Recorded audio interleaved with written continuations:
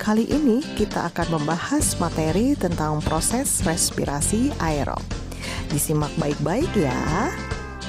Respirasi aerob berasal dari kata aero yang artinya adalah udara atau oksigen. Jadi, respirasi aerob adalah respirasi yang membutuhkan oksigen. Tempat terjadinya adalah di mitokondria. Kita perhatikan ya gambar mitokondria. Yang ditunjuk yang warna coklat itu adalah membran luar mitokondria. Kemudian yang warnanya biru seperti cairan itu adalah matriks mitokondria. Dan yang berlekuk-lekuk itu adalah krista, membran dalam mitokondria. Tahapan respirasi aerob, tahap yang pertama adalah glikolisis. Lisis artinya pecah, glukosa. Terjadinya di sitoplasma. Kita perhatikan ya bagannya. Substrat atau bahan utamanya adalah glukosa, C-nya 6 akan dirombak menjadi asam pirufat yang C-nya 3. Jadi hasilnya 2 asam pirufat, 2 NADH dan 2 ATP. Proses yang kedua adalah dekarboksilasi oksidatif atau DO, reaksi antara yang mengubah asam pirufat menjadi asetil-CoA supaya bisa masuk ke siklus Krebs. Tempat terjadinya adalah yang bagian coklat itu, yaitu di membran luar mitokondria. Hasilnya 2 NADH, 2 CO2. Proses yang ketiga adalah siklus Krebs. Tempat terjadi siklus Krebs adalah di matriks mitokondria.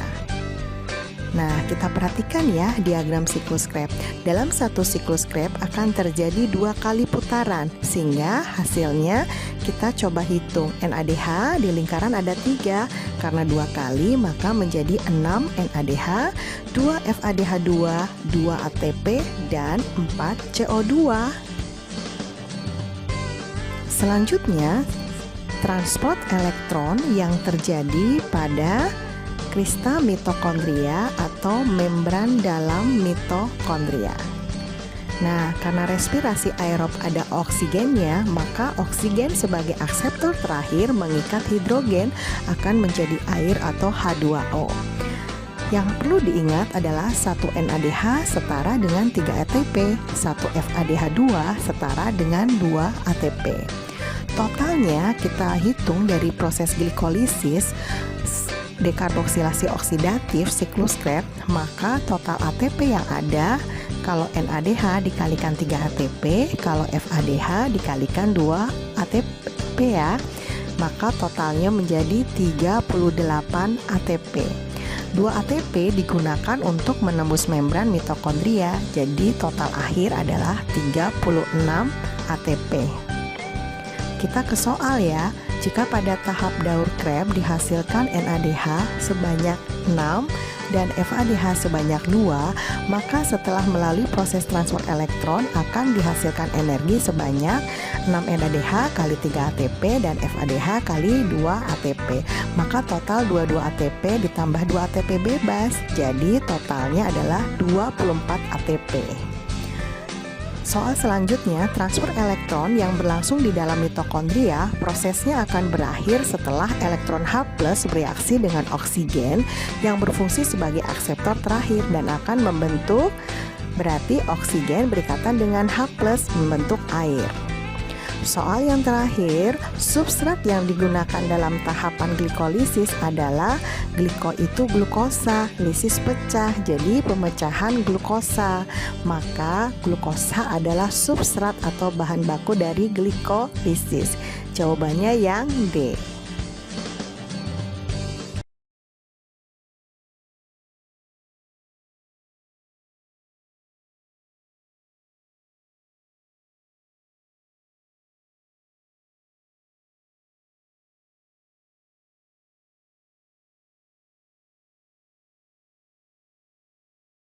Kali ini kita akan membahas materi tentang respirasi anaerob. Disimak ya. Respirasi anaerob, an itu artinya tidak, aero itu adalah udara atau oksigen. Jadi respirasi anaerob adalah respirasi yang tidak memerlukan oksigen. Contoh respirasi anaerob adalah fermentasi alkohol dan fermentasi asam laktat. Kita bahas satu persatu ya. Fermentasi alkohol, Berdasarkan gambar, bahan utamanya adalah glukosa yang C-nya 6 akan mengalami proses glikolisis pemecahan glukosa menjadi C3 yaitu 2 asam pirufat, 2 ATP dan 2 NADH. 2 asam pirufat ini akan melemaskan C menjadi 2 asetaldehid yang C-nya 2, kemudian 2 asetaldehid ini akan menghasilkan 2 etanol. Jadi hasil akhirnya adalah 2 etanol, 2 CO2 dan 2 ATP. Fermentasi asam laktat.